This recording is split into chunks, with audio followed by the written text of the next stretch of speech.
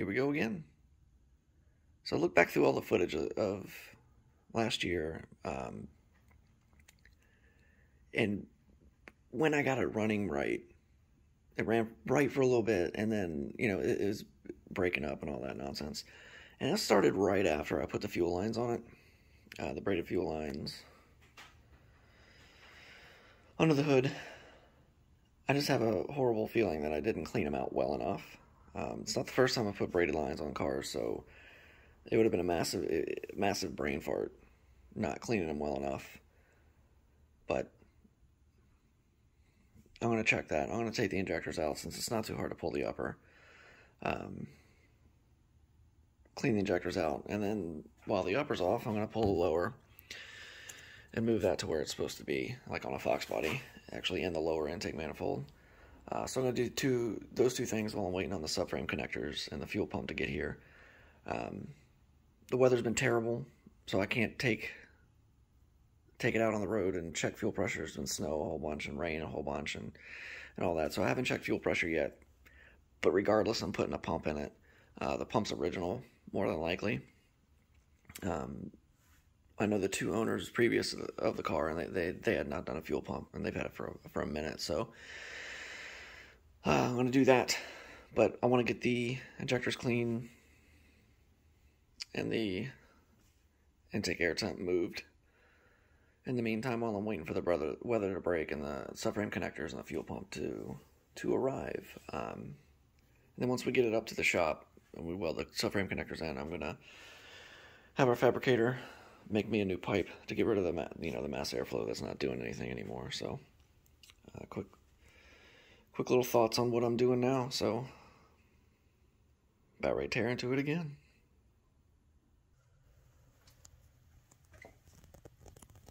Alright, here's where we're going to drill and put the intake air temp sensor. Alright, lower's back off. And we're going to drill that out. So being I was pulling the lower off, I figured, I'm real close. Relatively close. So having the heads off and just checking the combustion chambers and checking for carbon and all that, and possibly going through the heads just to freshen up the top end. So I went ahead and pulled the head. I gotta pull the other one. But yeah, it's got carbon. It's pretty ugly looking, but not as bad as it looked through a borescope. But I had heard, on forums and all that they could have hot spots in the cylinders, causing the exact issue I'm trying to find or, dealing with. So I went ahead and pulled them off, or I'm pulling them off. But overall, it's not too terrible. I mean, I'm going to clean them up, especially this guy. It's pretty gnarly.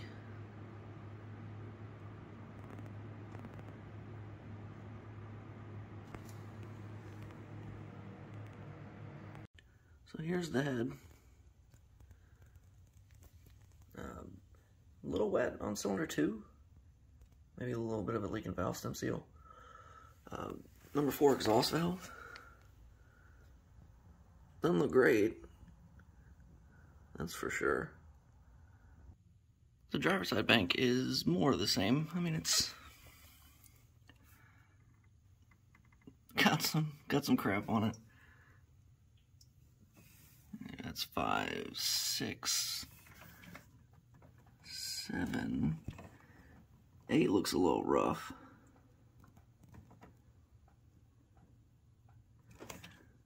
But yeah, that's the other head off. So this is cylinder 4. I kind of picked at it just a little bit with the flat blade. It looks like there's just a bunch of buildup on the valve. 3 doesn't look all that great either.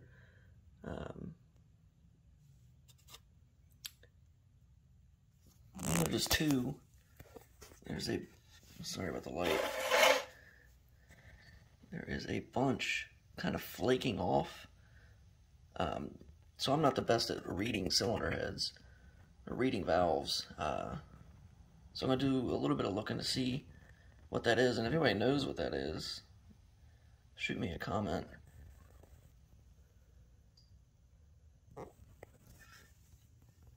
And here's cylinder one. That one's kind of more along the edges.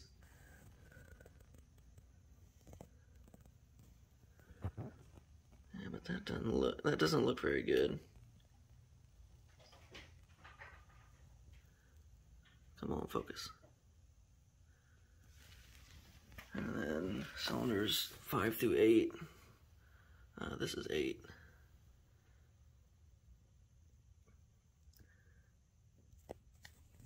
It's got some chunkiness there. Bunch right there. Again, I don't know if this is gonna cause any problems or not. It doesn't look good to my untrained eye.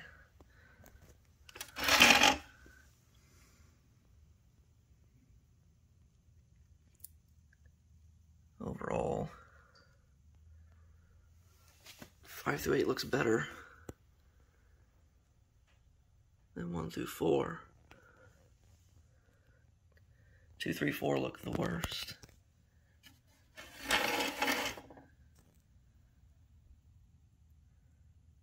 So again, you know, it's worth pulling them off.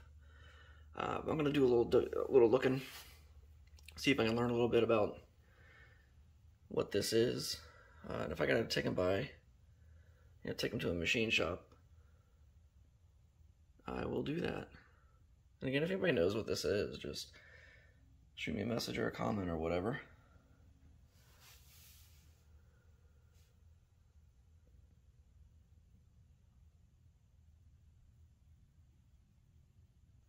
I poked around the internet for a bit, trying to find out what white, crusty, flaky exhaust valves could mean, and it's a pretty wide-ranging,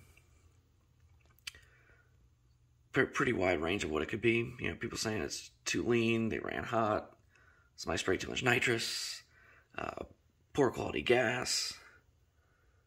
I mean, heck, it could be all of the above. So the safe bet's gonna let a machine shop take a peek at them, go through them, and make sure everything's okay after taking it apart this far. So I'm gonna clean the top of the pistons, and then have a machine shop go through the heads, and hopefully throw it back together and have some fun.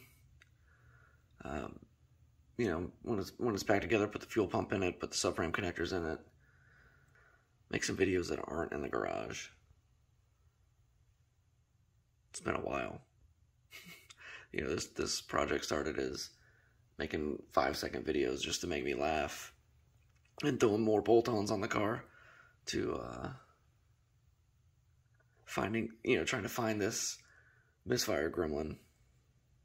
So hopefully we can get it taken care of soon, and then get back to having some fun.